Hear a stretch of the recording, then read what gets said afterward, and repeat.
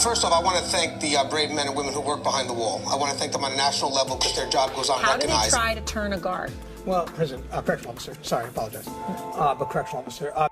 How you guys doing today? It's Anthony Gangi, host of Tier Talk, coming back at you with another episode of Tier Talk. And this time I am in Oklahoma City, Oklahoma. I'm bringing with us a really good group. One of them you should recognize, Brian Dorr, right? We saw Brian Dorr a few weeks back when we were talking about the Medal of Honor, right? Yep. For our fellow heroes that work in corrections. And actually, that's what we're here for.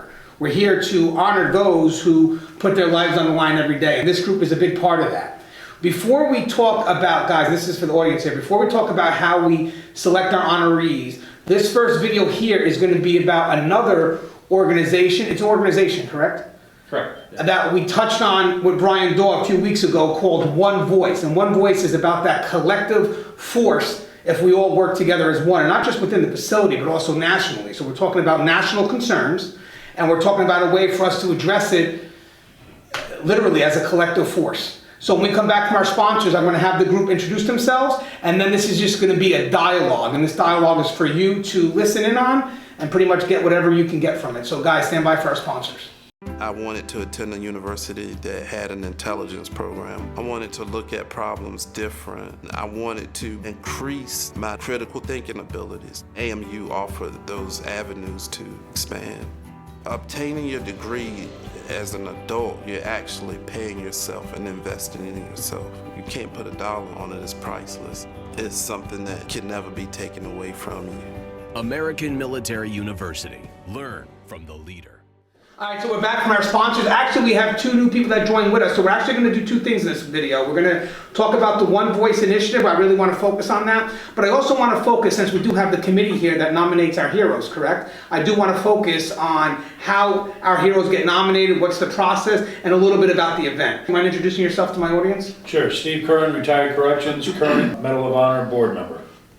Lisa Marie Fontana, retired officer, current Medal of Honor selection committee. I'm Brian Daw. I'm the Executive Director for the American Correctional Officer Intelligence Network, and I'm also the Treasurer for the National Medal of Honor Foundation. Eddie Callahan, part of the selection committee. Eric Spear, New Jersey Juvenile Justice Commission. I'm also the Chairman of the selection committee. Jim Scarborough from Delaware, a corrections officer for over 31 years. Jeremy Tripp, I'm the Legislative Director of One Voice. Eddie Sullivan, I'm a retired lieutenant from New Jersey Department of Corrections. I'm going to do something very unique. Thank you, guys. I'm also the chairman of the National Medal of Honor Foundation. Sorry. I'm going to do something very unique. Thank you guys for your service. I know you guys don't usually get that, right? Especially in this line of work. Thank you very much. Thank you guys for what you do. So what I want to do first, guys, now we're always talking about a move forward, correct? And we're talking about how do we make a move happen. And I think the gentleman Jeremy here, he was on point when it comes to about numbers. Numbers create momentum. So let's go over a little bit about what One Voice is about. Yeah, so One Voice is a national nonprofit, and what it does is it brings together the leading labor groups, academics, other religious organizations, pretty much anybody who has a stake in corrections. We're trying to bring us all together to have a national conversation about where this profession needs to go, what currently our problems are, and how we can help solve and find solutions to those issues. Well, now everybody at this table here, I'm sure, can list problems. We can kind of go down the scale. So if I may go first, Callahan, correct? Yes. Actually, it was great meeting you for the first time. We actually got a chance to message each other on the Facebook Tier Talk page, and it was pretty cool to have you sitting there and greeting me when we came in. At least I knew somebody. What do you think are some of the problems that we have facing corrections on a national level? Just name one. Assaults on officers? Assault on officers. So let's say, how would the One Voice try to help with assaults on staff? So one of the things we've looked at is we fielded a national survey, right? Because one of the things we wanted to look at was many times when we're having conversations, we realize that the correctional officer or correctional staff viewpoint is always left out of the room. So first and foremost, we wanted to do this survey so we could ask frontline staff, folks who work corrections, what they viewed to be their top issues. So if you look at assault, right? We see across the country, regardless of what the issue is, let's take liquid assaults, right? Depending on what state you live in, your state may prosecute inmates for doing liquid assaults or dressing Let's out. explain what liquid assaults are to people that are not familiar with corrections. So for liquid assaults, it's being dressed out with any type of urine, feces, or other type of liquid substance. And so, you know, what we've done is we've looked at that, and in Michigan, we had a law in the books in which we could prosecute, but it was never really fully pushed in the right way, right? So you'd have things where they'd fall through the cracks, officers who felt like they were checking their rights at the door, and you'd have other people who would say, listen, that's part of the job, deal with it, right? We felt like that wasn't good enough. So looking at it in our own state, we started to examine this, worked with the Department of Corrections, worked with the state police, worked with the prosecuting attorneys, and we found a solution of how we could move this. What we started to look at, myself along with our executive director, who is the founder of One Voice, we said this isn't good enough. We can't just do this on a state-by-state basis. We have to collectively look at these issues together. So we've really gone out across the country saying, if we're looking at assaults, how do we make sure that we all have the tools necessary to go to our state legislatures and make sure that we protect those men and women who are doing the job? And what I like you said is you're getting the input from front line, and I believe that's pretty rare, especially with today, with the way management seems to maneuver and kind of forget that front line. There's a lot of change going on in corrections. Front line needs to be a part of that change, or that change is going to fail. What's your thoughts on that?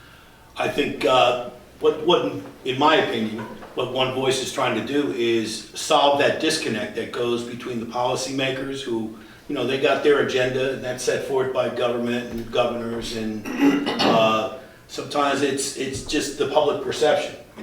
You have on the East Coast, Rikers Island, for instance. Yes. There was a couple of incidents up there. There's this this media attention. They don't advertise. Like the 6 people we were honoring. Tomorrow. You don't see that in the media. They want to prioritize. Some inmate being bloodied. They don't tell the whole story. They make it seem like correction officers are brutal and things like that. Then the policymakers come in and they're drawn to trying to quell this perception that's out in the media, which is not true. The reality is, we're dealing with people that are, they're incarcerated for a reason, right? Some of the policies that are made up by these policymakers, they don't take into account custody operations. The daily thing that goes on from day to day. The daily day of an inmate, what he encounters, how he interacts with other inmates, how he interacts with staff, the programs that are available to the inmates, how custody can assist with those programs. So I think what One Voice is trying to do is solve that disconnect, bring us all together. I think that's one of our main objectives, and that's why the National Medal of Honor Foundation, the American Correctional Officer Intelligence Network, we are trying to build this partnership with One Voice. I also like what you mentioned too, because another one of the concerns we would have gotten at, which is public perspective.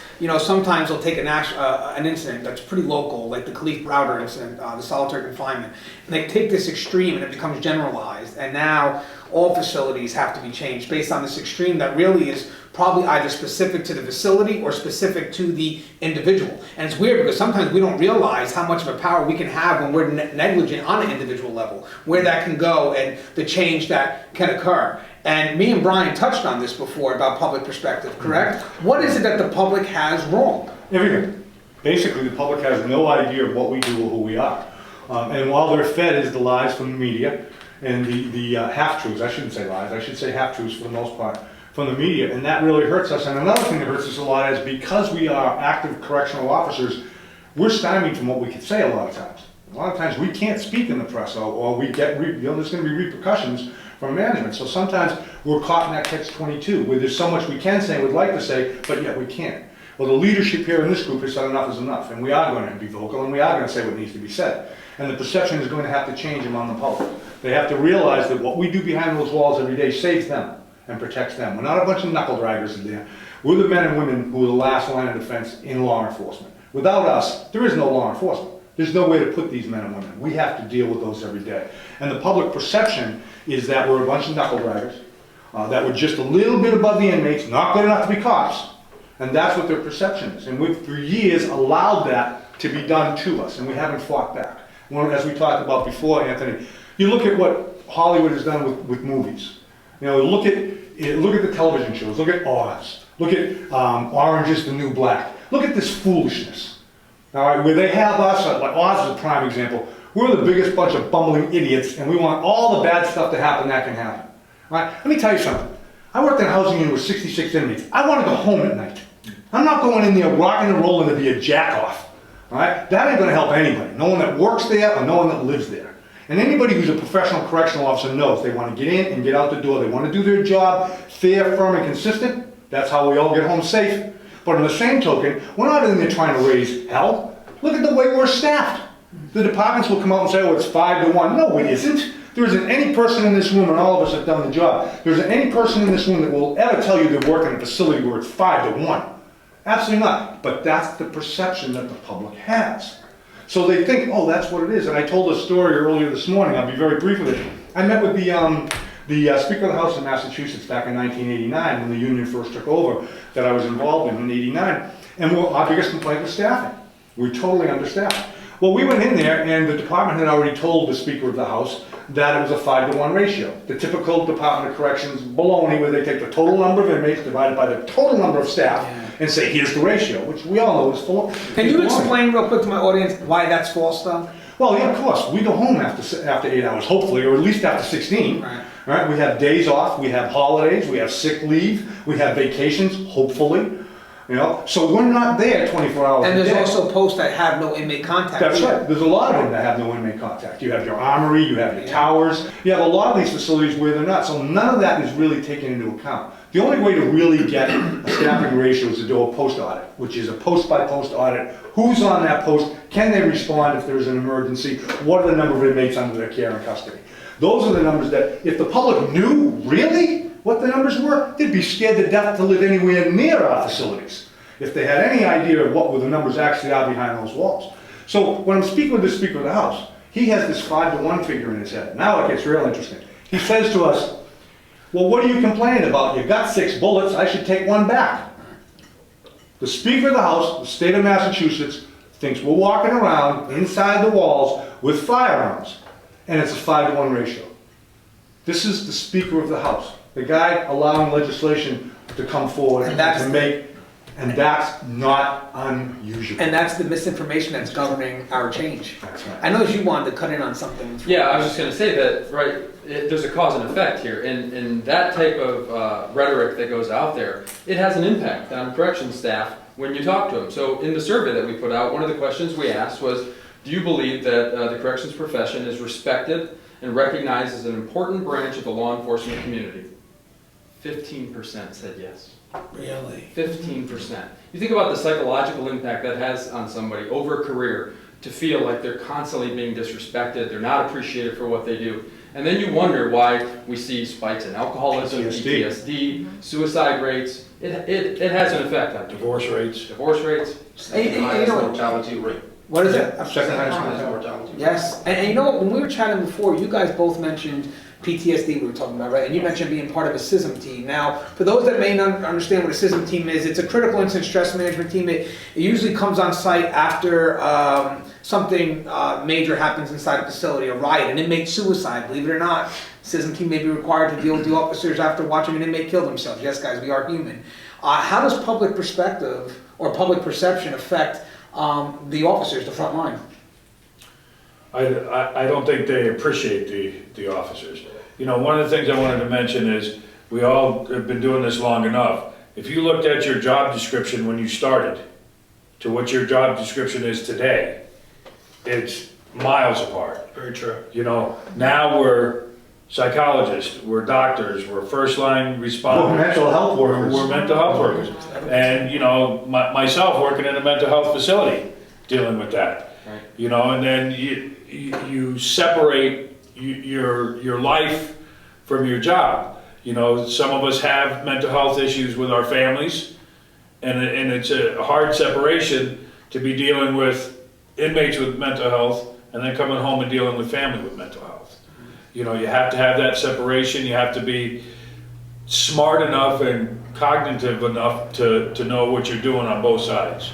And what do you think the facilities could do better right now when it comes to dealing with officers who do have mental health concerns like PTSD?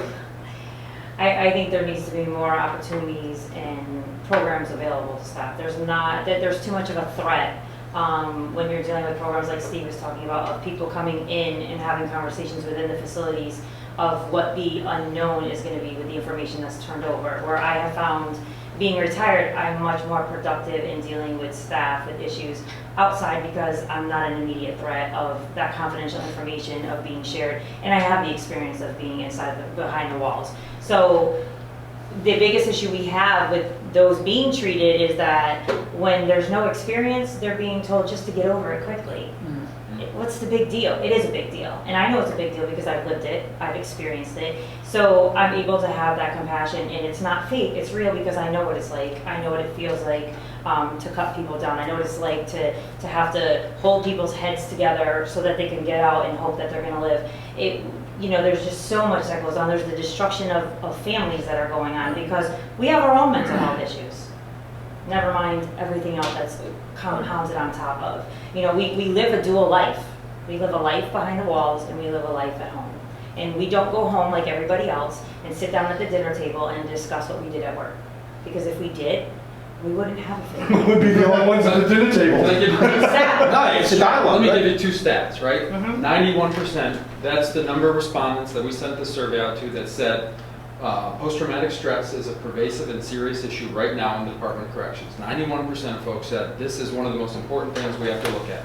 Another stat, 94% said there needs to be agency-wide training on mental health awareness and stress management.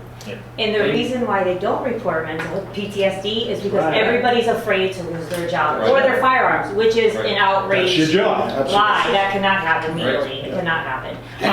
Okay. Go ahead. I'm sorry. I can tell you in New Jersey, we've had, we're not going into the numbers, a large number of staff suicides.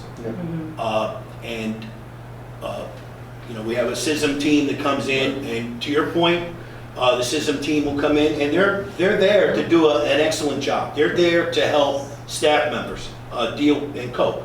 But there's that wall that, God forbid, another staff member sees me as a staff member going in that room and talking to a SISM member, then I'm ostracized, all right? And then, corrections is like, you're either strong or you're weak, and if you're weak, you shouldn't be in this business. And your own staff members, your peers, will ostracize you and say you're not up to snuff.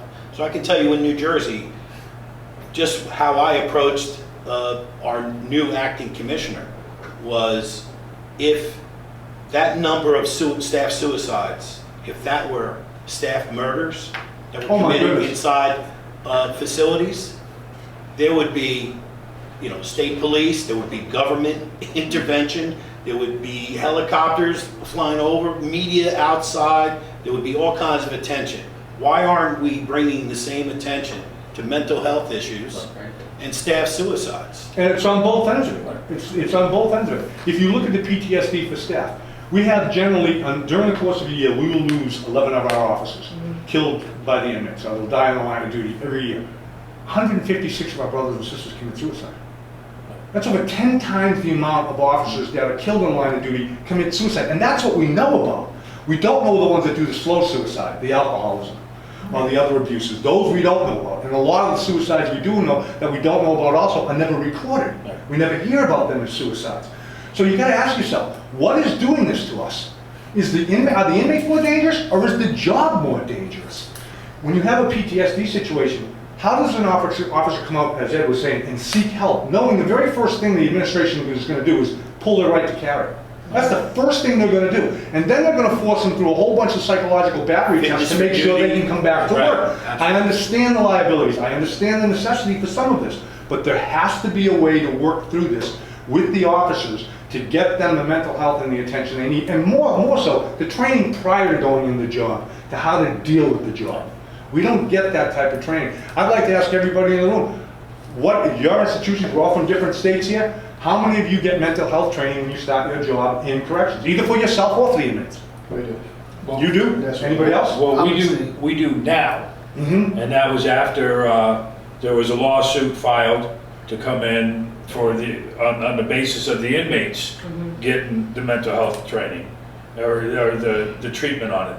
The training for the staff was secondary to the treatment for the inmates. Because of all the inmate suicides that we had going on. And Lisa can attest to this. A few years back, we had a commissioner that took on the role that while she was there were several inmate suicides in a row. And that became the #1 focus for the department. And I kind of got myself in trouble because when I confronted her, I put the stats to her that per capita, there were 2 to 3 times more staff killing themselves than inmates. And we weren't doing anything for that. And it's a major, major issue, and it's really good to see this survey, Jeremy, because we believe that's what it is, but to hear it come right from our brother and sister officers that 94% of them have recognized this. And what's the next question is, if you have it, what is the effectiveness of it, right? Because if we're still seeing this continue to rise and rise and rise, it's not effective. We have to re-examine what it actually looks like. Well, really, we're a bigger liability without the treatment and the help that's needed. Yes. Because the unknown behind those walls is much more dangerous than the known in the treatment of helping others to get well. And I think that you have to open your eyes to what the effects are, not just at the job, but at the home. Right. Again, divorce rates with corrections is through the roof, probably higher than most other jobs. How people, you're not sleeping well at night. It may not affect you the first 5 years, but let me tell you, after, they're looking into third shift work, what third shift work does to the human body. There's It's a cumulative effect. there's both men and women cancers that are higher in people that are working shifts because, our bodies aren't designed To stay up overnight. to stay up overnight. We're day, we're not nocturnal. And then we're retiring these individuals. Right. And asking them to go into a world all on their own and figure out how to survive. And there's nothing in this survey that I'm going to tell you guys tomorrow. Tomorrow we're going to do a deep dive of the survey and give you the results. But there's nothing I'm going to tell you that you don't already know. That we don't believe. But here's the biggest problem, right? Is we'll have folks all over who'll say, well, we already know all this. Thanks for telling me something I already know, right? Problem is, legislators don't know it, and we can actually give them something concrete to look at and make decisions and help move programs and put money aside and move things forward. We have to get in here on the research game because the advocates are doing it, right? The religious organizations are doing it, and definitely the inmates' families and others, they're finding ways to do this research. But when you look as far as officers, other staff, there's very little that exists out there. So finally being able to bring this together is really something that One Voice is trying to do because we have to be on the ground level of this stuff and we can't just say it's true, right? We got to show and prove that it's true. And so this is a good way to do it, working with ACOIN, being able to put this out to these different memberships all across the country. We know people are very protective about their memberships, but it gives us the ability to come to events like this with the National Medal of Honor, to coordinate with one another, talk about the issues that we have in common, and then get these things out so we can directly talk to those frontline staff and have them weigh in directly. And what's pretty amazing about all this is that we're discussing these national concerns that lead right into officers' mental well-being anyway. Yes. Yeah, I mean, imagine being in a facility where you're severely outnumbered every day. Yeah. Or in some cases in Delaware where you have to work in a facility where a riot took someone's life. We have our brothers and sisters here from North Carolina as well. They've lost 5 this year. Minnesota's lost 2. Delaware's lost them. I mean, it's not like the violence behind the walls is decreasing. That's not happening. And there's a serious amount of problems there, but I think One Voice gives us the opportunity to get the research together, to get to the decision makers and the policy makers, and to get the empirical evidence that will result in change. Before we go into the collective voice, to kind of getting that balance between custody and civilians, we were touching on something briefly about the tragedy that happened in North Carolina. I wanted to go back in, and so you want to begin that dialogue with what happened. Just explain, because they may not know what happened in North Carolina. Back in March, at the invitation of Jeremy and Andy Potter, who are part of this One Voice initiative, went to see the State Employees Association in North Carolina, just to meet with them, discuss things, and talk about common issues. I went in there expecting, maybe a 90-minute conversation, and it turned into like 3.5 hours, almost 4 hours of, I was just outraged. North Carolina is a right-to-work state. Went in there, started explaining about the 5 officers that North Carolina lost to murder, inmates, murdered 5 staff members. And I was wondering what their response was. And their response was very little, other than the personal response. People reached out to the families of these murdered staff members, officers. Other than that, there was nothing really coming from the State Employees Association. I was kind of wondering why. I can tell you that they had no idea about the public safety officer benefit, which is a federal benefit for officers that are killed, murdered in the line of duty. That's a substantial amount of money that the federal, that this benefit will provide through, I believe it's through the Department of Justice. Department of Justice. Now, if I may ask, because I know a lot of states are trying to get that law enforcement recognition for our correctional officers, would that apply to correctional officers across the country? It should. Yes, in the line of duty. In the line of duty, yes. Yeah, that benefit is a federal benefit to all officers. And it actually has a sister benefit for somebody that is disabled, maimed, and not killed on the job. And it just shows you how bad this has gotten, that you have states that don't even know this exists. Well, a lot of them know, but they're not sure where the money comes from. So they're not sure if they're taking that money out of their budget or not. Well, it's a prime example of why we need that networking, to share that information. It's a prime example where these families could have potentially gone without almost $400,000 to help them move forward as a result of simply not knowing that that's available to them. Now, is there a timeline as to when they can apply for that? Not anymore. So let me ask you a question. Well, they did limit it to 10 years back, but I was at a meeting in New Jersey in the spring, and the woman who heads up the program for the Federal Bureau was there and said that not only are they extending that back further, they're now telling people, if you know of people who you think were causally related, that their deaths were causally related, to get in touch with us because we will look at those. So let me ask you a question. We had a recent incident that happened in Minnesota right after the death of Joseph That's Brown. a prime example. An officer that ran into a code, did what he had to do during the code, but unfortunately had a heart attack. That would have been causally related, and that would be covered. Wow. And there's also benefits for the children for education as well. And these are just some of the things that we need to get to everybody, to all of our brothers and sisters across the country. And it's a big issue when it happens. But on the overall scheme of touching 400,000 officers, we've got some serious issues like this. Well, I think we also have a topic for another show too. Maybe I can get those people on the show. Mm-hmm. Maybe you guys pull some networks if you have a chance. I think that would be great to have them sit here and let these officers know what they're entitled to. Let the families know. Yeah. The most important thing in this One Voice initiative with the things that American Correctional Officer Intelligence Network has done is that we are now being successful in bringing people together. The example of North Carolina, they just didn't know where to go, okay? And they were stymied by the governor and the people that were the policymakers there. We're talking about, they asked about, because I asked about what remedies, what steps did they take after, people were murdered, even if it was just after one staff member murdered. And they were like, well, I think they issued, I'm not sure what they did, but I said, what about staffing? No, I don't think staffing changed.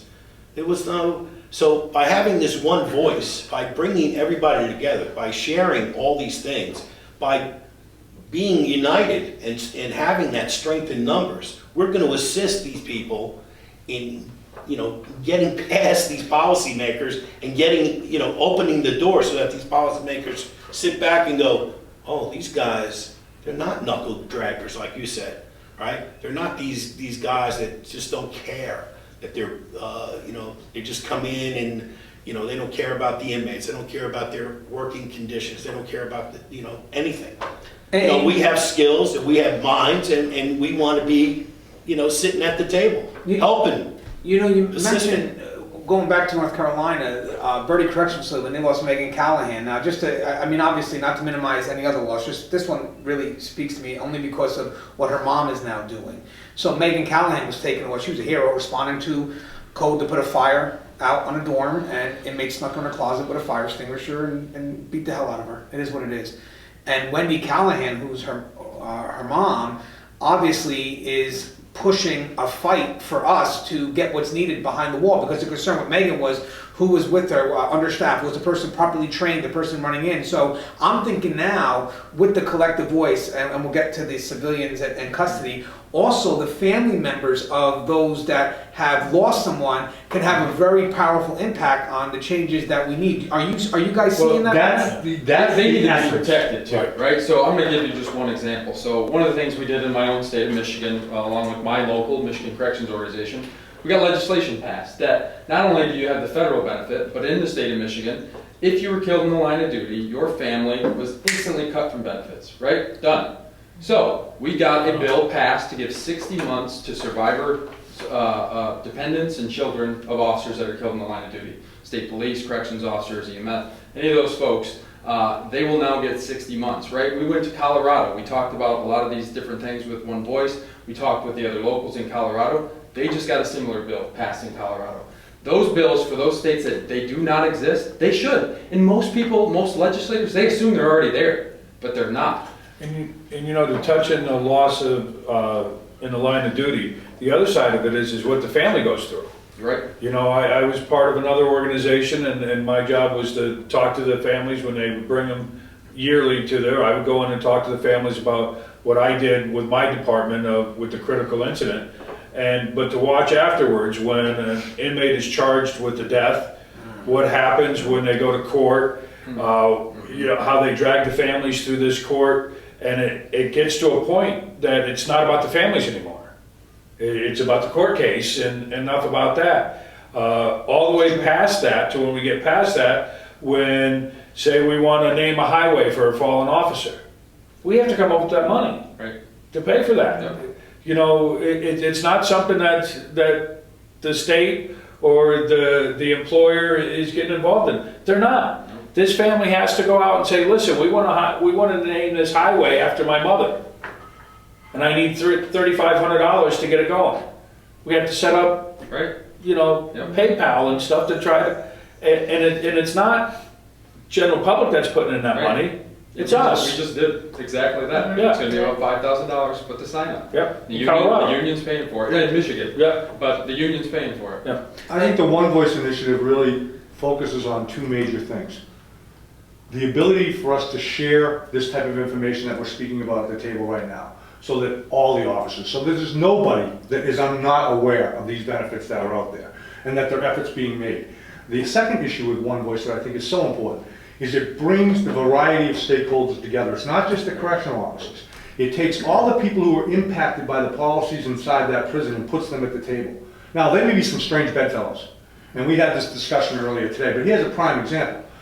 When we work behind the facilities, it really behooves us and it helps our safety if the inmates have a good quality food, a certain amount of food that they're supposed to have, that they have good meals. Most important issues. Does that make us convict lovers? Or does that make us lovers of safety and procedures inside the facility? What that makes us is people promoting safety. That's what we're doing. It's not that we're in there saying, oh my God, let's give these guys filet mignon and lasagna. No, but let's not give them bologna every day either.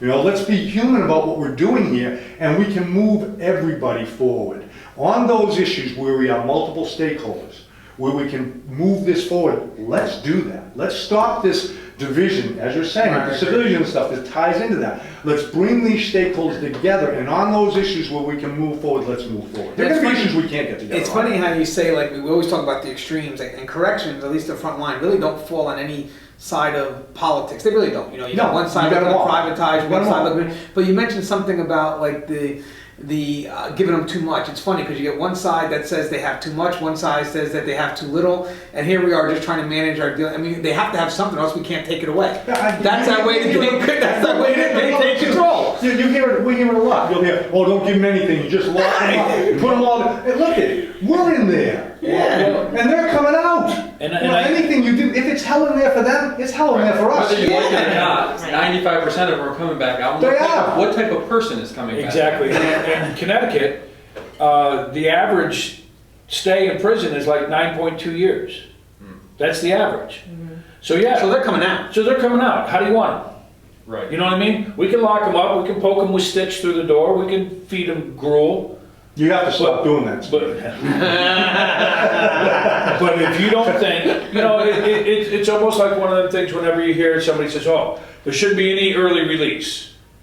Well, all of us in this room know that if you have somebody that says, okay, you're doing 10 years, you're doing 10 years, not a day sooner. He's going to be a bonehead for that 10 years. Yeah, he's got nothing. So if you come in and say, listen, you got a 10-year sentence, but if you control yourself and you do certain things, we may let you out in 8 years. There has to be a goal for that. If they know that mandatory sentencing doesn't work. First of all, you take the judge out of the whole equation when you do mandatory sentencing.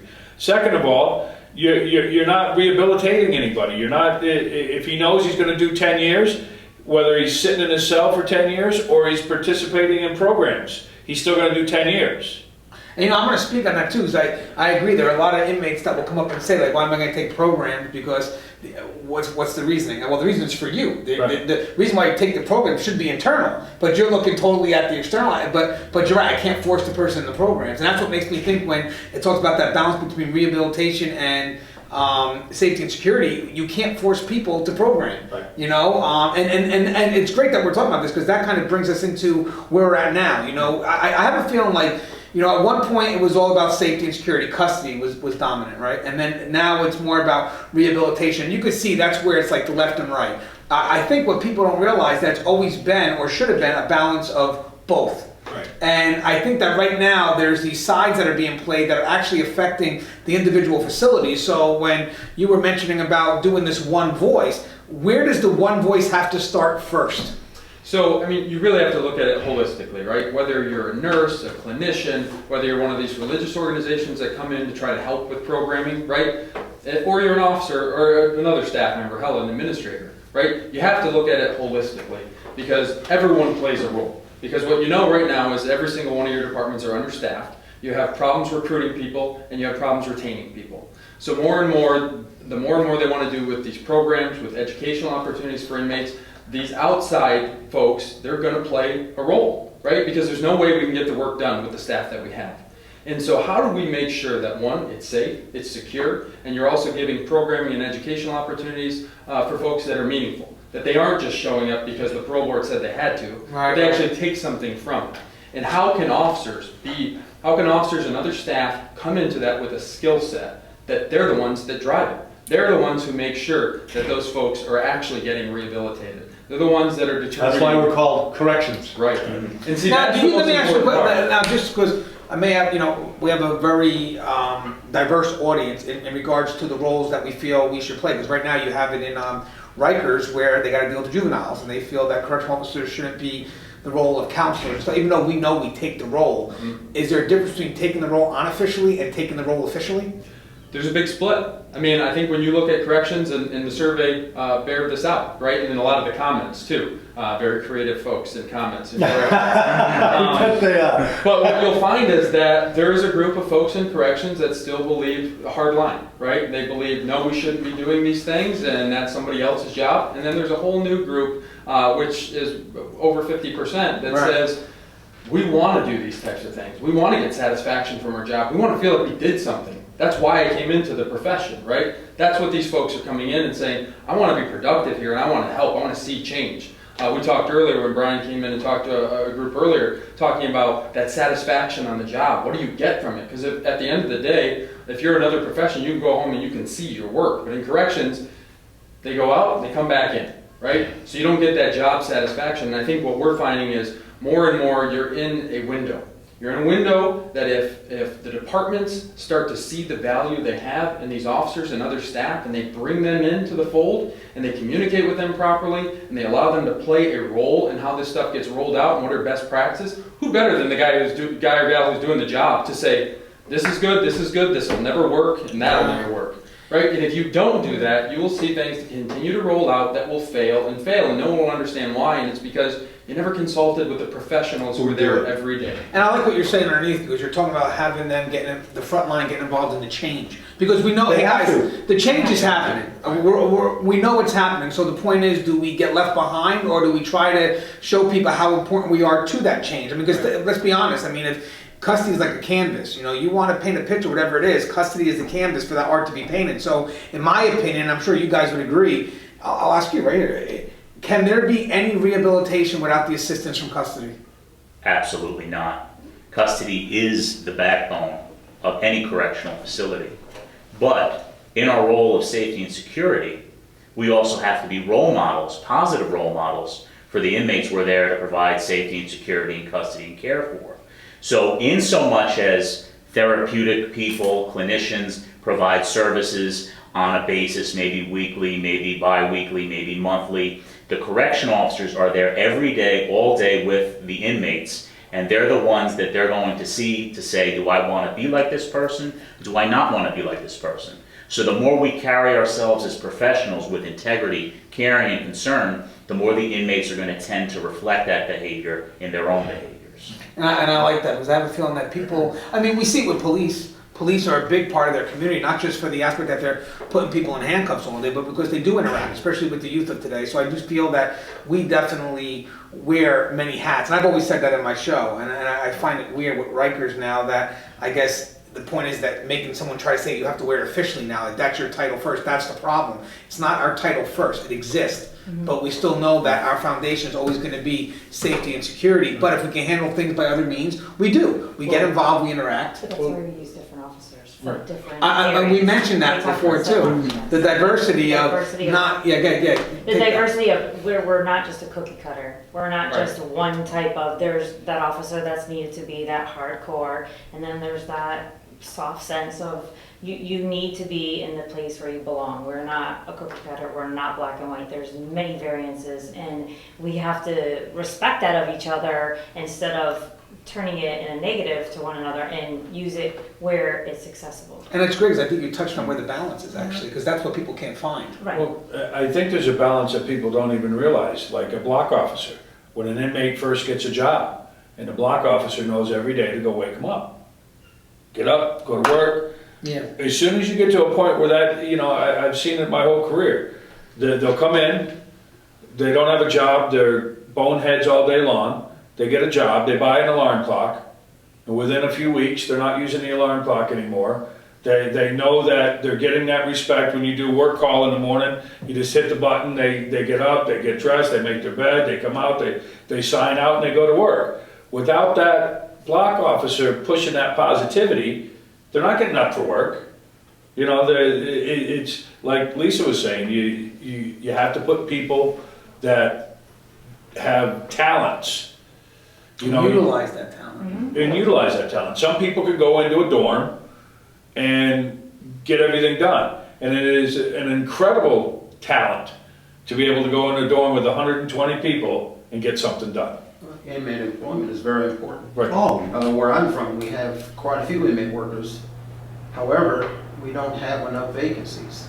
I mean, if the legislature would give us more money so we could put more inmates to work, not only inside the prison, but if they could guarantee them some sort of employment once they're discharged, you would reduce recidivism incredibly.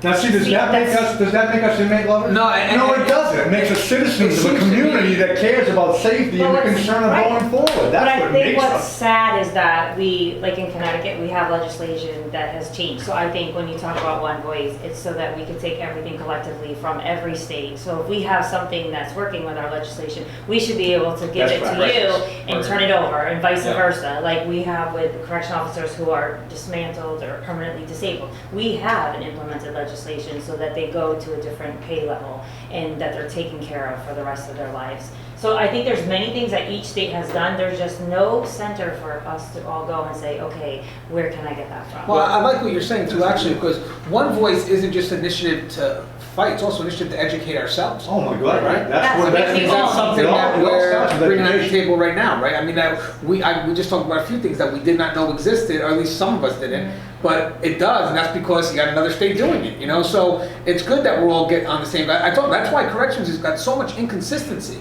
One academy is 2 weeks, there's no academy, or one academy is 15, and the problem is with that inconsistency, there's no norm. So you really, when you go to attack correctional on a national level to make fixes, where do you do it? What foundation? What is the best practice? Yeah, sure, budget-wise, we could do an academy in 2 weeks, but does that mean it's the best practice? Or do you want to stretch it to 16 weeks because, you know, because people are getting more quality training? What's your goal? Now, before we go into the Medal of Honor, I want to discuss that and how we decide who are our picks to get such a prestigious award. We have one of our picks right here. I want to just answer that one question because we kind of got sidetracked, but I need that information. So I still want to answer that divide because I think that's very important for one voice, because I think that's kind of where it has to start, in my opinion. It has to start with us. I think that we could be very, very powerful if we have the civilians in custody working together as one. And I think that the divide comes from the fact that we may not understand each other's perspective in regards to the roles that we play, but I also like to think that management may not understand when they implement policies where the conflicts are between one role and the other, and how those departments need to communicate with each other, and are we given the chance for those departments to communicate with each other. So Ed, if I may, just your opinion, you know, if we're to get this voice together from the front line, what are the conflicts and what can we do to move forward? And we'll just go around the table. You know, in my experience, you know, I've had civilians that just had this bias towards custody simply because, you know, they have a bachelor's or master's degree, depending on their role or their title.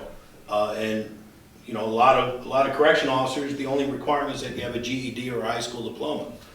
So there's that one bias. I think the main thing is that there's no credibility. I can tell you from my own experience, having meetings where you know, custody is in the same room with social workers, with educators, with mental health people, as well as the administrators, and we're discussing inmate work placements or housing placements. You know, sometimes a social worker will just, or a teacher, or somebody in a civilian title will say, oh yeah, you know, we'll approve that. And I know from my own experience, I'll speak up and I'll say, whoa, wait a minute, that is not the proper placement. That's not, he's not prepared to go to that housing unit, or he really needs to stay in his current job title until he demonstrates that, you know, he's going to act appropriately. And they're like, all of a sudden they're like, well, you know, first of all, you don't have a voice here. And we're like, well, why am I sitting at the table if I don't have a voice? You know, and, you know, then, like I said, going back to that credibility, you have to, you know, I explained to them, you don't, you know, you may only see this person, like if you're a social worker, you may only see that inmate for 15, 20 minutes. Maybe a little longer if there's, you know, something more detailed.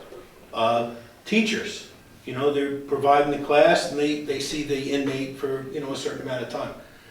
The custody, they see them after the clinician leaves, after the educator leaves, after the, you know, the administrator is done with his thing. They see how that inmate acts, how he interacts with other inmates, how he interacts with staff, how, you know, just variable things, his personal hygiene, how he rolls, things like that. So by developing that credibility, now they're listening to custody. Custody is actually valuing the civilians and what their role is. Now it sends a message to those inmates. Well, wait a minute, they're all together. You know, so now I can't just play the role for the teacher or the clinician. I have to do the right thing. And you touched on two very important topics, actually, that maybe I'll kind of give you a little lead into something with this divide. But one thing was the bias, and I remember someone messaged me a while back where civilians think to some point they're subordinate to custody staff, and I want to address that. I'd say that's not the case. I mean, there are security concerns, and we do expect you to listen to us on those concerns, but they're always going to be that teamwork. We are trying to protect you when we manage. That's our role. That's when our job becomes effective. Just like I'm sure when you need things and we're helping you get inmates, whatever it is, we're listening to your directives. But once in a while when there's a code, ours would come in, and now we do take control, no different than when you needed something. And then you also mentioned the teamwork aspect. You mentioned, like, it's like a committee. Right? So the committee should be well-rounded when they make decisions, especially when it comes to classification, because classification is also another backbone. I mean, I like to say there's two, but there is. Classification and custody. Classification puts the inmates in these areas, and then we kind of handle whatever fallouts may happen. But I like to see custody involved in those decisions because, again, custody is the one that may know, hey, listen, I know you want to place this person in, but guess what? The layout of this unit or the way this job is, because they have more specific knowledge. Some classification officers may not even know the layout of the facility. They just may be working on a computer, placing inmates in the units, not really knowing that units look different. Some may not know the difference between a dorm and a lockdown unit, but their job is, hey, this person's this status, they could fit into this unit. So I like the fact that through that teamwork comes the education of each other and understanding each other's perspective. Right, and also, it prevents further issues. I can tell you, they want to put an inmate in a certain housing unit, but custody is aware that he's having issues, maybe with a gang, or he's, not to say he's weaker, but he's not as aggressive or dominant than some other inmate. And that inmate's going to take it for his food or his clothing or whatever. So he's not real comfortable. But also, there's the inmate's not going to speak up because that's just the inmate code. Right. I can't say, oh, I'm in trouble. Sometimes they'll write snitch notes on themselves, put themselves in protective custody, to protect themselves. But they can't come right out and say, I'm in trouble, I'm about to be assaulted. And I like that you mentioned that because at the end of the day, custody's going to have to handle that anyway. Correct. So it's good for them to get those concerns out there because if that is a vulnerable inmate, who's going to be forced to protect that inmate and put their life on the line when they go to protect that inmate? Right. Now again, with the one voice, actually I may want to come to you last. Because I want you to, I'm sorry, but you know why? You are the One Voice Initiative. You're the main person behind that group next to Andy Potter. And I think after we go into that dialogue, you can also tell us the contacts if people want to get involved or just where they can go and help you in whatever it is. Because ultimately, by helping you, they're helping themselves.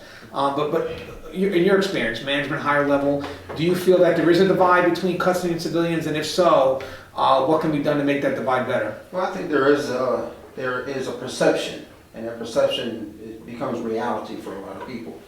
A lot of folks think security is too far to the right and treatment is too far to the left, when in all actuality, you can't exist without both. It's like two different halves of the same coin. If you don't have good treatment, you're guaranteed to see these inmates come back. And if you don't have good security, then you're going to have an incident. I'd like to get back to something else we were talking about earlier, staff mental health. I think in a lot of cases, if we continue to pursue initiatives to reduce mandatory overtime and let these officers go home to their families and spend more time at home doing the things they like to do, that would go a long way to improving the mental health of our staff members. Amen. And as far as the inmates are concerned, if we have more initiatives, more incentives, where these inmates can earn early release. I'm not talking about give it to them, make them earn it. Yeah. Present it to them and assist them and guide them through the process so they can get back into the communities earlier and then provide meaningful employment once they're discharged. Now I understand there's a cost, but the cost of incarceration is much greater. And I actually like that because we're talking about the incentives, but you're right. To keep that house, guys, you got to realize that we have to keep house, and there has to be some motivation for the inmate to do good. And I do see that. But again, my concern always is when I'm forcing someone to take a program, I'm only going to give you so many times. If you're not going to take it for the right reasons, because I still want that internal change, but I do respect that aspect too, where the motivation also has to be something that they can shoot for, a goal. Or else you have someone that's hopeless who's doing nothing, and now when someone's hopeless doing nothing, we're at risk. You mentioned the importance of us working together because the inmates see us as divided. So the more we remain divided, civilian and custody, how weak does that make the facility?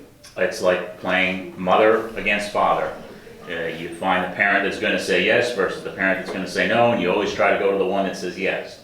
So from my perspective, when I started 22 years ago, on the custody side, we were indoctrinated to say there's three camps here. There's custody, that's us, and that's our primary concern. There's the inmates, they are the enemy, and there's the civilians, and they're kind of a different type of enemy. They get in our way. So, at least from a custody standpoint, and my agency has gotten very progressive in this aspect, we want to show that this is a team approach, that we want safety, order, security, and rehabilitation all going on. That means if a teacher talks to an inmate and the inmate happens to mention that there's going to be a fight later on, even though the teacher's job is to educate, The teacher's also concerned about safety and reports that to custody. And it also means if an inmate comes up to an officer and says, hey, can you read me this letter because I don't know how to read, that officer takes the time and goes to education and say, by the way, did you know this inmate is illiterate? So we can all take on hybrid roles at the same time as doing our basic function to kind of get this working together, a collaborative effect where it's one team working towards the same goals: safety, security, order, and rehabilitation.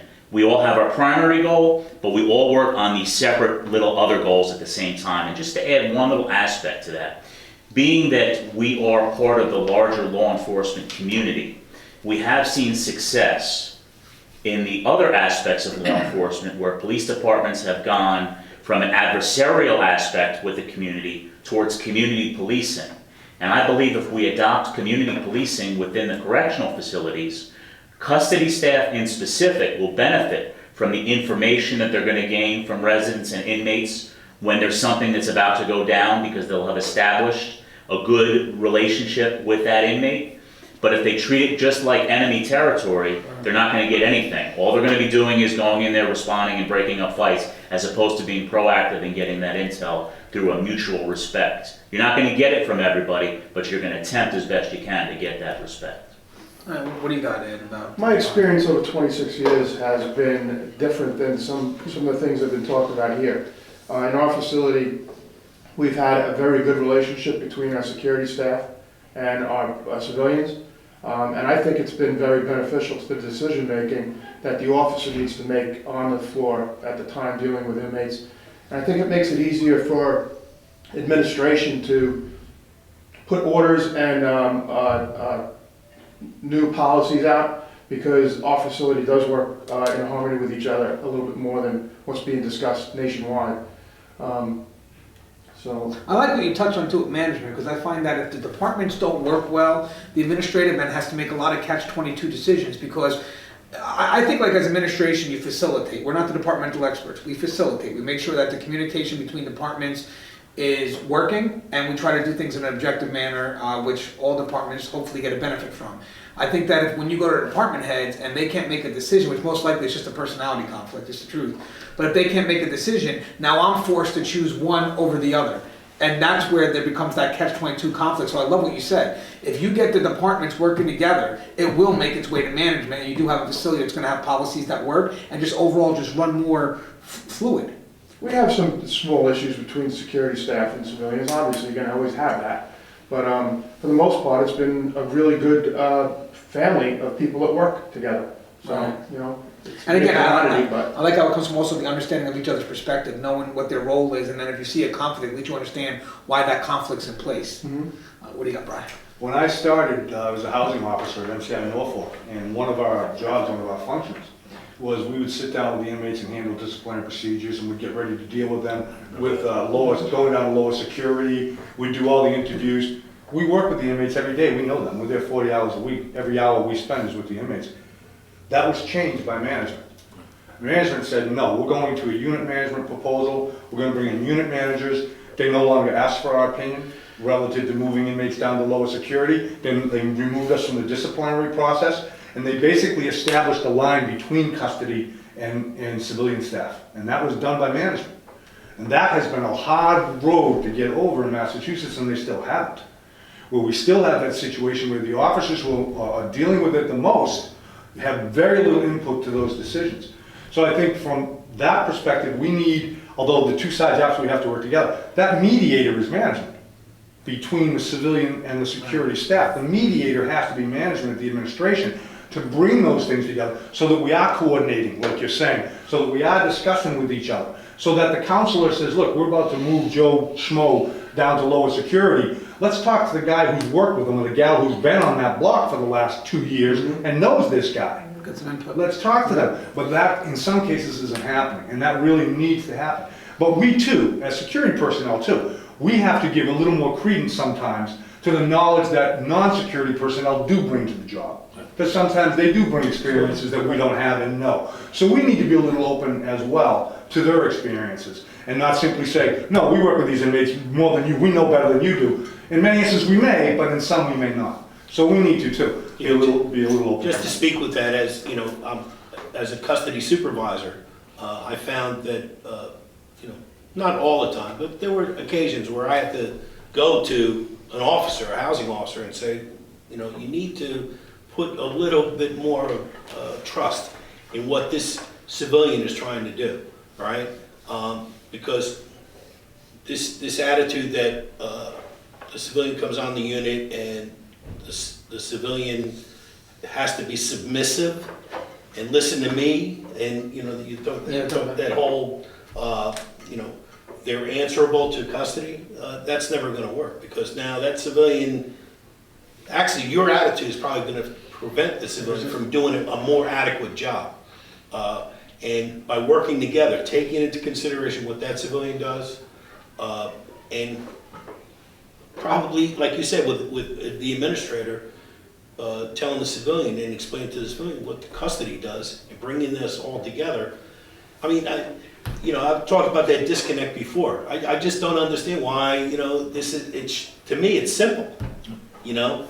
And that's why this is most important on a national level, like Lisa was saying. The difference between civilian and custody, I think, personally, we have found that there's many cases that we were productive in legislation being successful because we worked collectively with civilian. I think it's a matter of respect, communication, and I think we like to be heard, but we don't always like to listen. And I think that you have to be persistent. I think that we are very black and white, and sometimes when things fail the first time, we tend to just say, forget it, this fails, it doesn't work. And I just think when you have that persistency of, no, let's try it again, and again, you have that communication and you're willing to listen and allow it to be heard, I think that that's where you find that people collectively work together.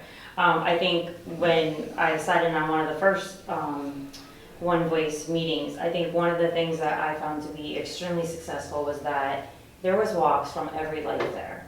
And I think that that was something where we were all able to learn something about how officers felt, how administration felt, how legislation felt, how inmates felt, wrongly accused or rightfully convicted, and hear those voices, and we were all on the same page. We all collectively want the same thing. It's just, I think sometimes we are just very black and white. I mean, I'm guilty of it myself. You hear something, all right, it fails, forget it, let's move on. I think it's the same thing with early releases. We've had people wrongly released, but we fail to educate people the mistakes we made, almost because we're afraid to unveil something that's wrong, instead of exposing it and saying, hey, this is how and why it didn't work. What can you offer us that we can make it better? We're all on our own little island, when really I think, power's in numbers.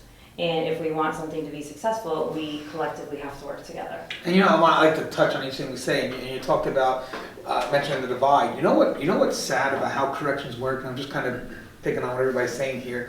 When a major incident occurs at a facility, so let's just take for example the death of an officer, the death of an inmate, there's going to be a divide at first where everyone chooses to cover their own ass first, from a management level, from a frontline level, from whatever level. How do we fix that? Because it looks like that divide is definitely survival mode. We need it because everybody's going to want to know where their responsibility is. Like, where was the failure? Was it policy? Was it the individual? And that's at a time when we don't want to be divided, because at that time we lost an officer, we lost whatever the case may be. But now you got management that's making sure it's not policy because they don't want to take the fall, and you got the front line that's swearing they did their job. I mean, what do we do at that point to alleviate that divide after a major incident when we're the most vulnerable? I think we've lost the sense of unity and the family unity that we used to have. When I worked, when I started, it was a family. And if I had an issue, we all had an issue, and we all helped each other assist to rectify the problem. Today, we're quick to point fingers and push those to the side, not realizing that when you really look at what is going on in our unity as correction officers, we all have the same issues. We all, at some point, have some type of mental health, and if you don't, then, I'll tell you, they're full of crap, because we all do. To what extent it is going to be different for everybody, because we all process things differently, and our tools that we have available to us are different. But ultimately, we all have the same issues. I just think that we come from the environment where we're supposed to be strong and we're supposed to be held to this high standard, where in fact we're really not respected in the same manner. And we just, instead of just being able to have and find that collective soft side to one another and say, hold on, you know what, let's figure this out. Because we used to sit at tables and people who made mistakes, okay, they made a mistake, but you helped them to have the best resolution of it, not sit back and watch them burn and be destroyed. That just is not what was supposed to take place. And I think that speaks to volumes to today's society as a whole, is that we're quick to just turn and run instead of just sitting back and saying, okay, listen, what can I do to offer you to help? And again, if it's going to be one vision and one voice, then collectively we have to be united. And you have to put our stigmas aside and just know that, you know what, we're one. And ultimately, we all can benefit, and everything is an opportunity to learn. And I think that we all have something to offer, and everybody's going to take something different from each person. And I like what you mentioned, and I'm going to forward something you maybe a little lead in as well, but I like what you're touching on. You're touching on constructive as opposed to discipline. And I feel that is one of the things that really does cause that divide. And because I see it that way, that means I think that the person that does that also sees us in isolation, not as the complete team. So in regards to that, when it comes to us being divided, and quick to discipline as opposed to being constructive, do you feel that right now we are isolated from each other? I think it's getting better. And the reason why I say that is I hate to keep coming back to mental health because that's what I know.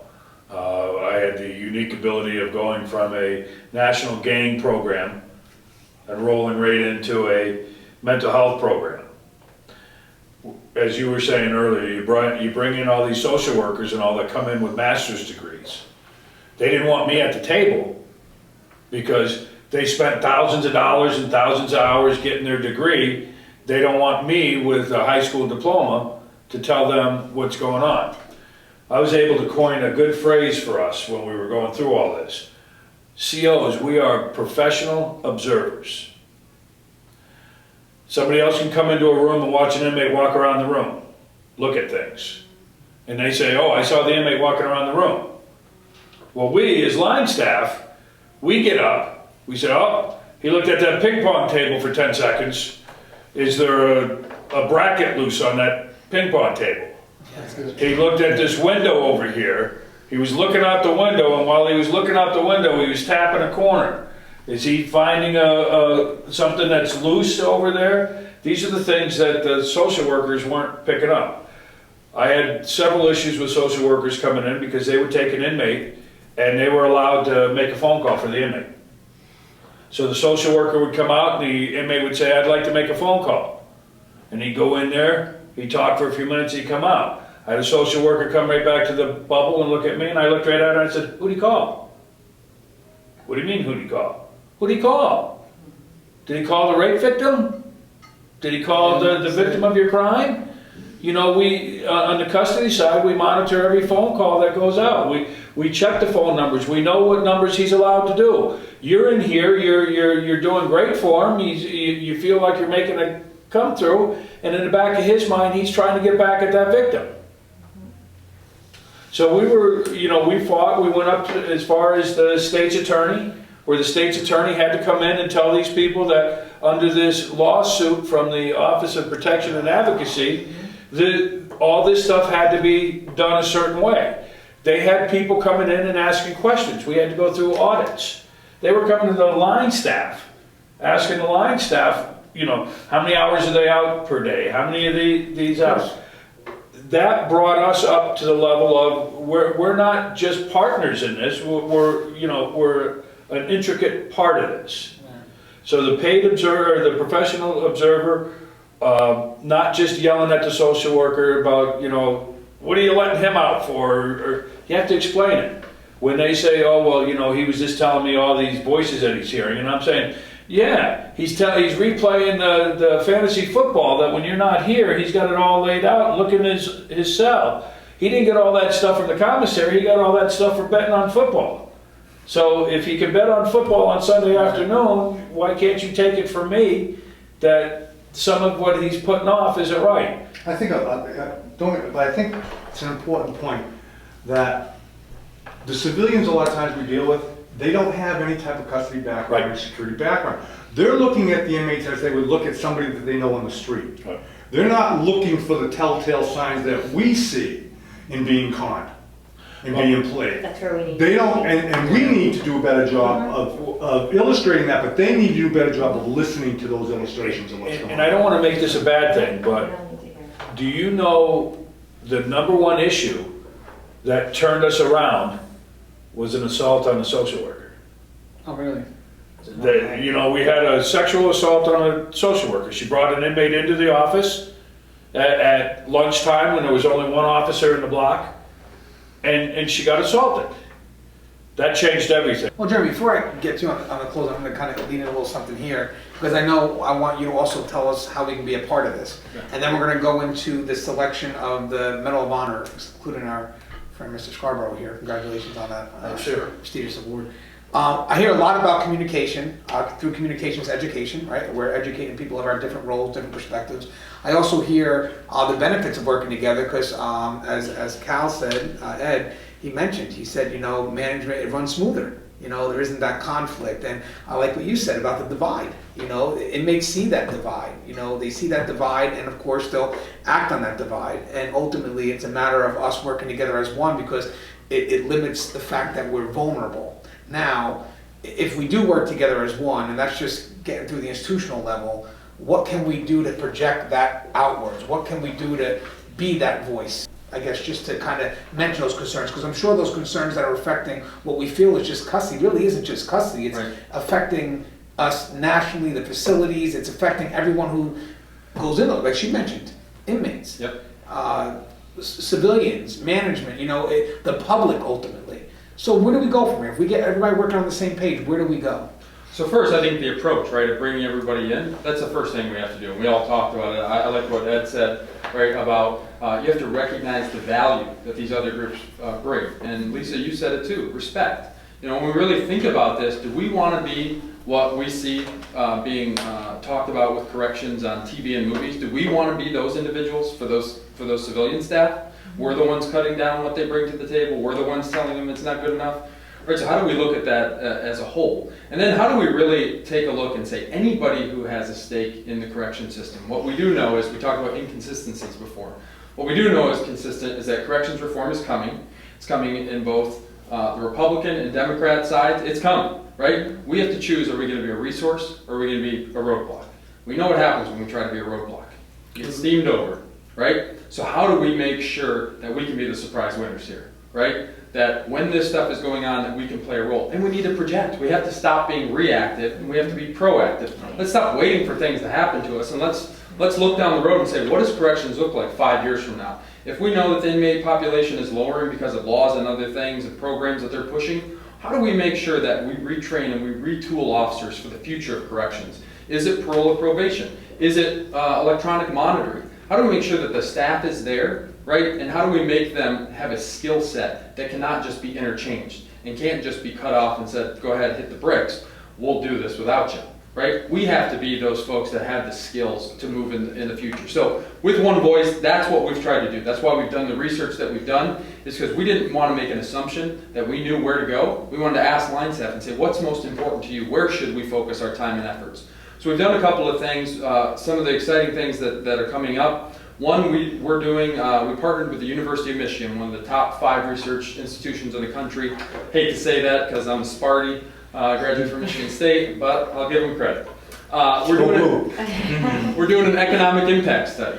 And what this is going to do, it's going to look at what is the economic impact on these communities that took these prisons in the 1980s, right? And said, when nobody else wanted them, they said, bring it here, right? And that became the main source of revenue for that community. And in many places in remote locations, there is no other source, right? So how do you make sure that we train these folks so it's not just, well, your prison's closing and you got 4 months to find a new job or uproot your family and you're done, right? So how do we look at what is the impact going to be on our states as we shrink the correction system overall, not just in our state, but on a national scale? How do we take the staff that we have? How do we take resources and reinvest it into our staff. We talked about this morning, you know, if you're going to close a prison and you say you're saving $33 million, why don't you take that money and reinvest back into your staff, right? We have to look at infrastructure. We all talked about these issues, but we know this, when a prison closes, folks don't just get released, right? They get moved into other facilities, then we have overcrowding. You get 8 men stuck in a 4-man queue, then you have other issues that now, who has to deal with it? Custody and security.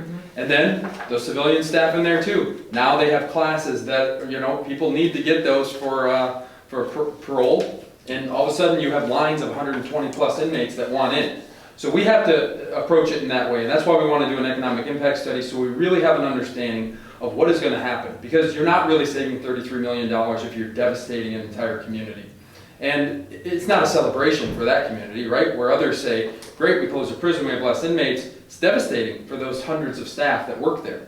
So that's one of the things we're doing. Another is another research opportunity. We've reached out to two professors from the University of Colorado in Colorado Springs, and we want to look at some of these issues that are pervasive in corrections. And so one, as I have with me, and I'll give you some copies of it, but to look at the issue of sexually abusive and harassing behavior of inmates towards staff, including exhibitionist masturbation, and how prevalent is it, right? And then have states approached it, have some states approached it in a way that we can replicate and make sure that we can start to stop this, because that also has an impact on folks. We say this all the time in Michigan, you don't check your rights just because you work in a correctional institution.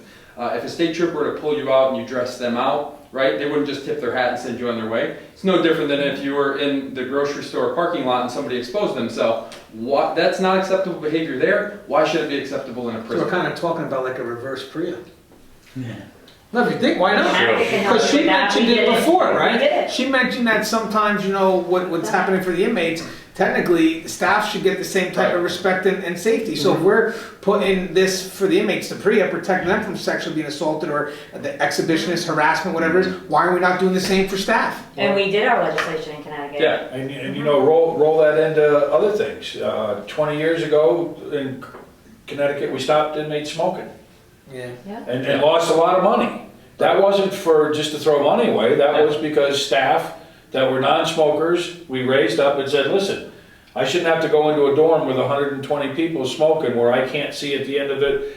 You know, I'm getting secondhand smoke, I'm getting that type of stuff. So maybe that's an avenue that we have to look at. I like what he's saying, because he mentions that you got the changes happening on one end, but technically, you know, if the changes are going to be beneficial to them, maybe we can get those type of changes for us. Right, and they have to, I think officers and staff have to see themselves in the narrative. Because most of what you see and what comes out, it centers more around the rehabilitation and more on the inmates and what they're going to get. And I think many of the staff, they say, well, what about us? We're in here too, right? And there's a lot of stuff that happens to us, and how can we make sure that they're a part of this narrative?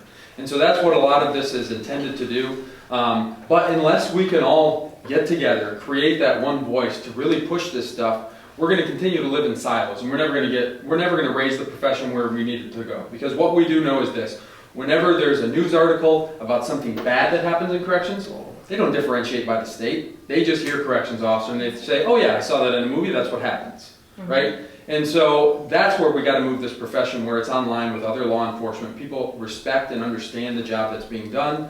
That's the hope here with a lot of this, and I hope your viewers that watch this will provide the link to this survey. We want them to take it, and we want them to be honest.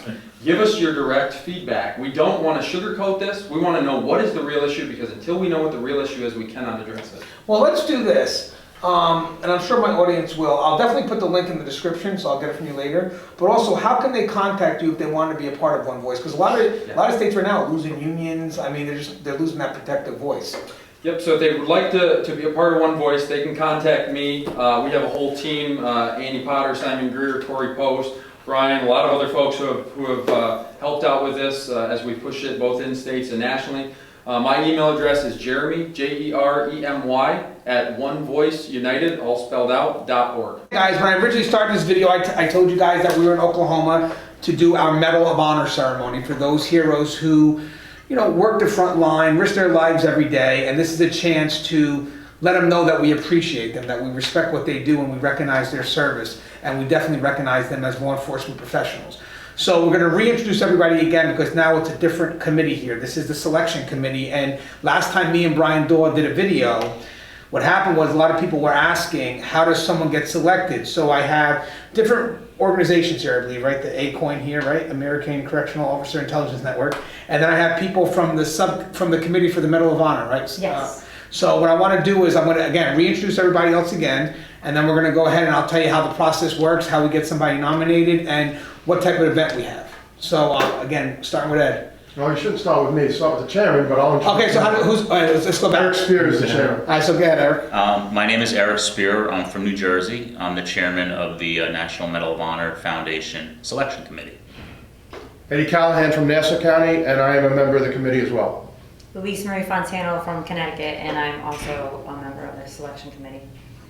Steve Curran, Corrections, Connecticut, and I'm a board member of National Medal of Honor. Eddie Sullivan, I'm the chairman of the National Medal of Honor Foundation. Jim Scarborough, I'm a deputy warden, Delaware Department of Corrections. And an honorary.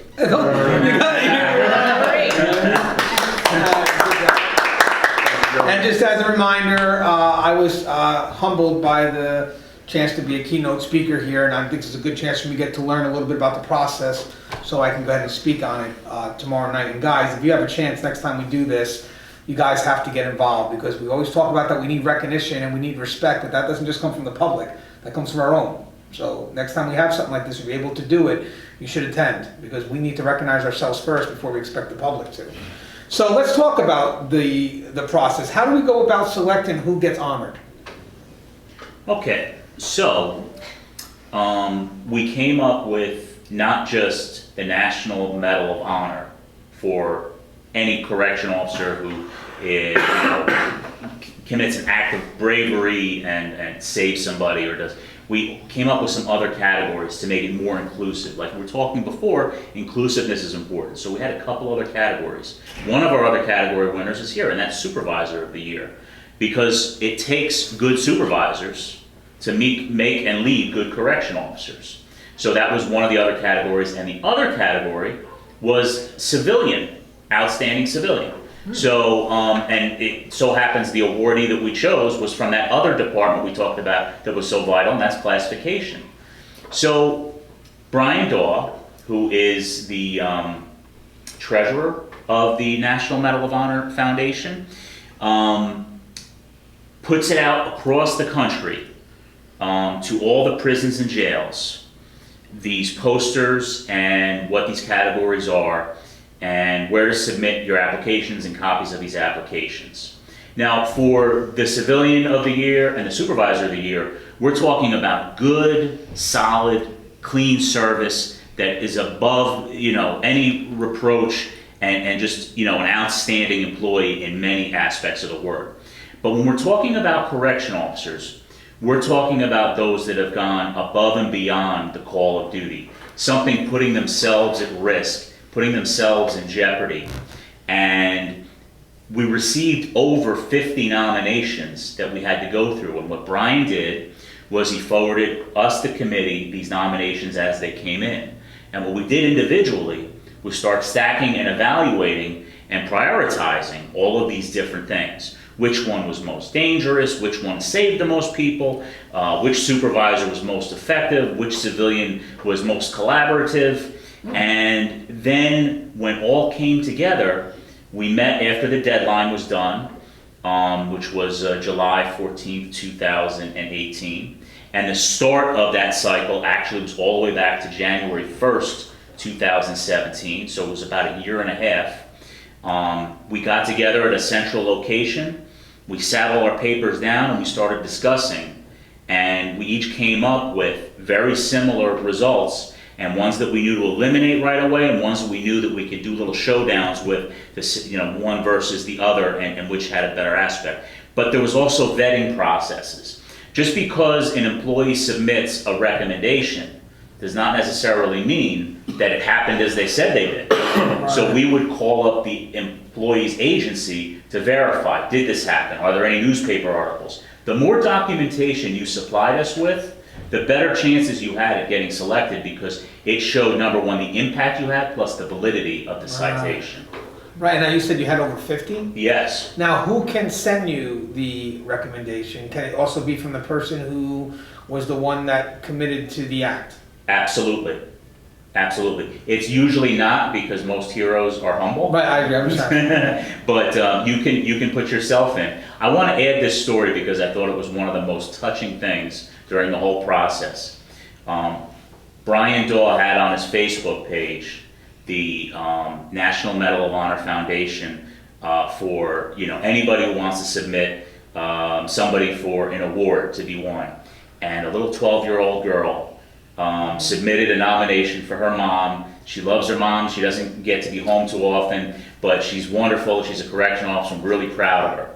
Now, we know that this wasn't going to be an award winner, but we made up a nice certificate and sent it and mailed it off and signed it and all that. And there's those nice family type stories that come in there that don't make the headlines, but that people just doing wonderful things in the quiet.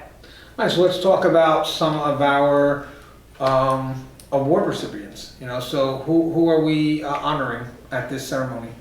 One in particular here. Mm-hmm. All right, so what do we got? What was the standout? Oh, The supervisor. yeah, he was the supervisor of the year, and we got many submissions. But you're talking about a gentleman here, Mr. Scarborough, who's a deputy warden in Delaware. He did 10 years in the Marine Corps, and he's done over 32 years in corrections. That's 31 years, 9 months. Okay. But who's counting?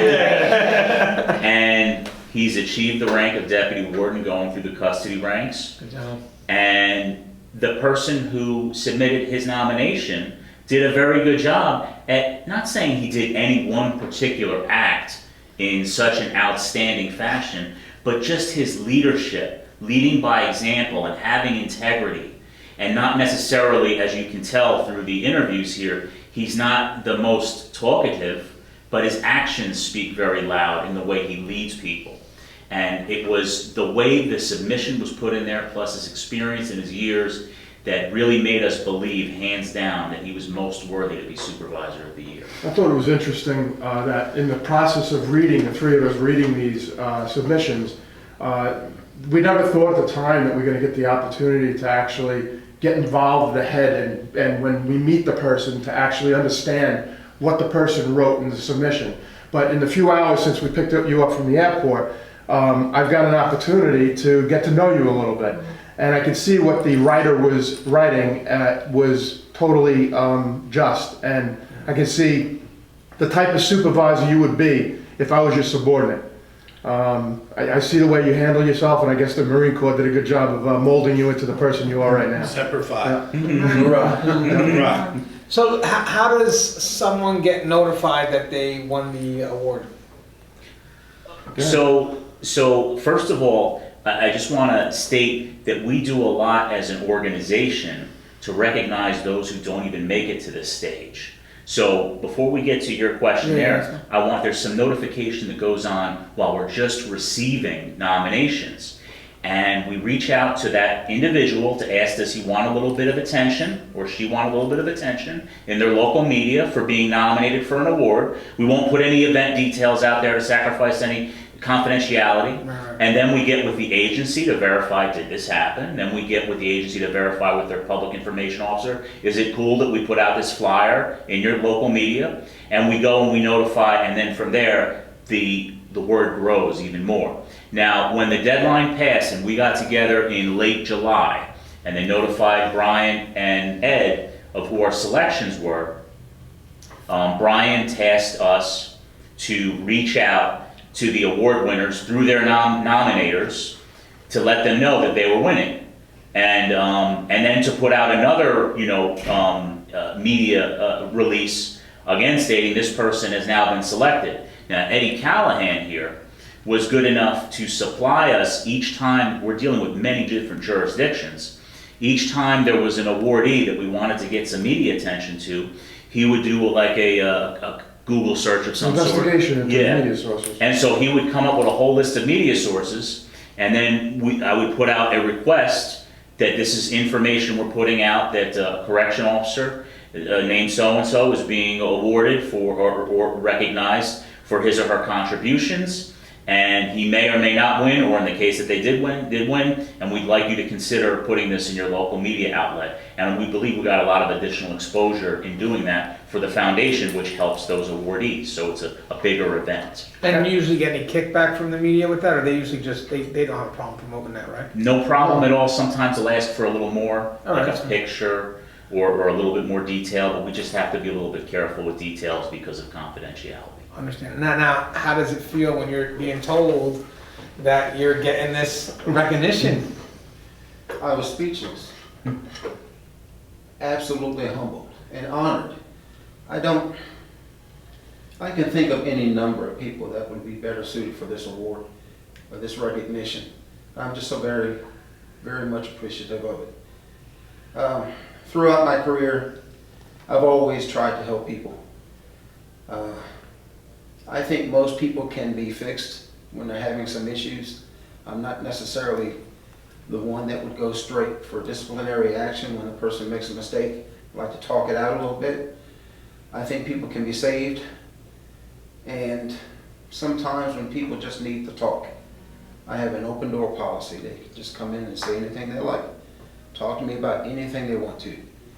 And if they're asking for advice, I'll give the best advice I can. If they need some assistance, I'll direct them. I'll do whatever I can to help them out. Well, I'll tell you something, just in the brief time I got to know you, 32 years, I'm sure, I don't know if you're gonna write a book or something, but I know that right now you're very hesitant, I respect that. But when you're retired, I would love to share, not specific experience, but just how it is to be a good leader, because I think I could take a lot from what you have to offer. I think that 32 years and nominations from the front line, especially when there's such a divide between frontline administration, to see you stand out from that divide, I think that you have a lot to offer, and I would love for one day when you're more comfortable to come back on my show and tell me what it takes to be a good leader, a great leader. I'll be happy to come. All right, so before we close, I know we have to do this quick because we actually do have a meet and greet. I just want to talk about the future. So what's the next time we're planning on doing an event like this, and just to rehash on the steps that people can take, because you said that it goes to different facilities. But people may not have access to that. So how do people, is there another way people can get access to the fact that we're doing another round of nominations? Can they email you directly to be on a mailing list? Well, the National Medal of Honor Foundation has a website. Okay. It's www. I think put one more W in there. nmohf.org. National Medal of Honor. Yeah. What we'll do is I'll post a link up and I'll show a picture of the website. Right, and so you can do nominees, like for the cutoff for this set of processes was July 14th, 2018. So on any acts that occurred from July 15th, 2018 on through the next cycle, which would be July 14th, 2019, would then be that year's worth of events to be considered for next year's ceremony, which should be around this time of year, next year, at probably another location somewhere in this country, so that we can vary where we recognize folks. Now, I was actually asking you about the Yeah. locations. Like, how do you select locations? For this particular venue, there were basically two drivers. And number one is the centrality of Oklahoma City as far as the United States. I got you. Pretty much in the middle. And we knew we were going to get nominees from all over. Also, too, in these tough times economically, it is a less expensive venue, so it wasn't as much of a burden as would be a Vegas or an Atlantic City or something like that. But what we're going to do now is try to rotate various places across the country so that we can get various draws. We may not get as many people here at this one as we would in a place that has another draw of tourism and stuff like that. And I'm going to forward this question over to Lise here. One of the nominees you have, well, actually, one of the recipients is going to be Lieutenant Stephen Floyd from Delaware. And guys, we should be familiar with him. February 1st, he was taken from us in a heroic act, but unfortunately, he was taken to us during a riot in which the public just has no understanding. Because I watched the live feed when that riot was happening, and it was horrible how the public was voting for the other side, if you will. But how important is it for you to recognize someone like Lieutenant Stephen Floyd tomorrow? I think it's extremely important. I think it really humbles you and it brings reality to the forefront of exactly what our job is and what exactly it is that you put on the line every day when you walk inside those walls and that gate closes behind you that you have no control over, that somebody else mans, that you're basically putting your life on the line. And that is a harsh reality that I think is taken for granted. And I think it's something that is definitely not even realized by the country itself and the everyday citizen, that every day that risk is exactly that. The numbers of us compared to the inmate population, we are outnumbered by large. And what has gone on in this country with the amount of deaths is an absolute travesty. And it speaks volumes to the neglect that is taking place in many aspects of our country that definitely need to be looked into in a deeper sense. Yeah, the light, the veil needs to be, everything needs to be unveiled, and there really needs to be light shed on the facts, because it's everybody's life. It's everybody's life. I think you're so humble, and I remember reading your paperwork. And being from Delaware, and one of the incidences was Floyd's incident, and how the availability that was spoken of was you were available the next day, and you were available to listen.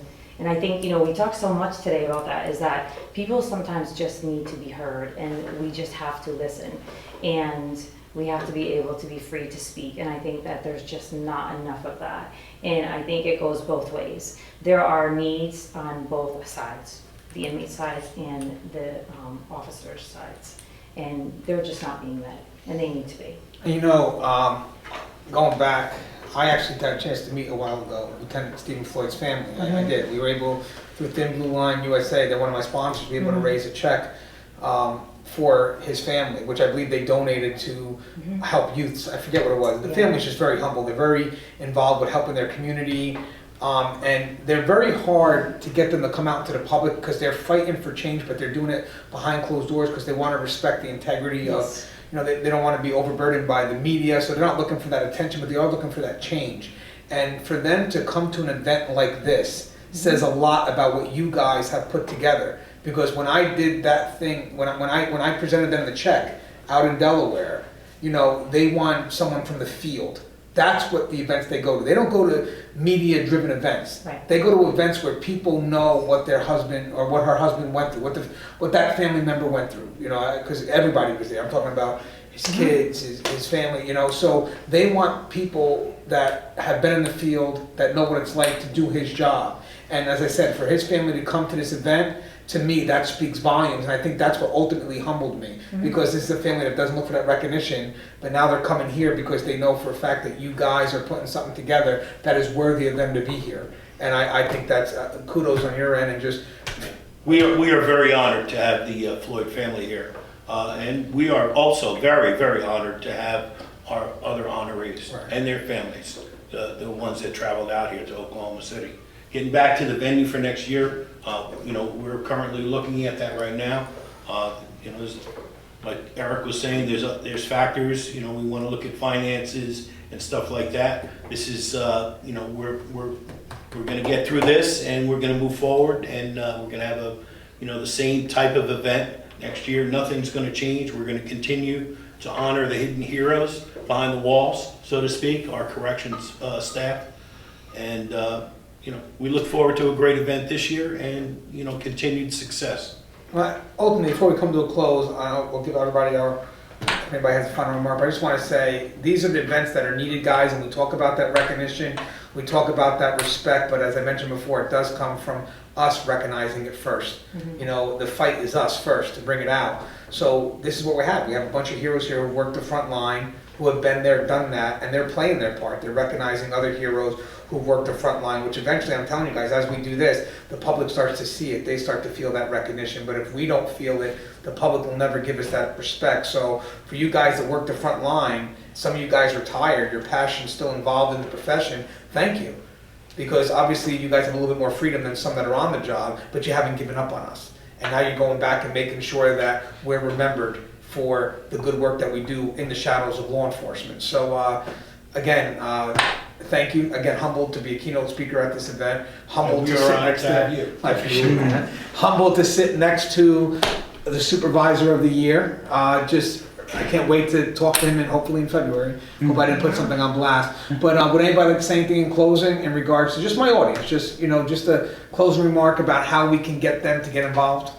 Well, I just want to say on behalf of the foundation that I am humbled and honored to work with somebody like you, Anthony, because you put it out there, and I can't imagine all the work you put into making our profession more professional, and on top of that, still being active in the corrections profession. That's really admirable. So, I mean, we look forward to having a continuing relationship with you and your audience, and the more people that get involved, the better, because everybody knows the policemen and the firemen, they're out there, but the correctional officers are the ones behind the walls keeping law and order. And when we do our jobs right, you just don't hear anything. But we want you to know that we're there. I can say that in the 34 years that I've been involved in corrections, the way we communicate has changed so drastically. Sometimes it's hard to keep up.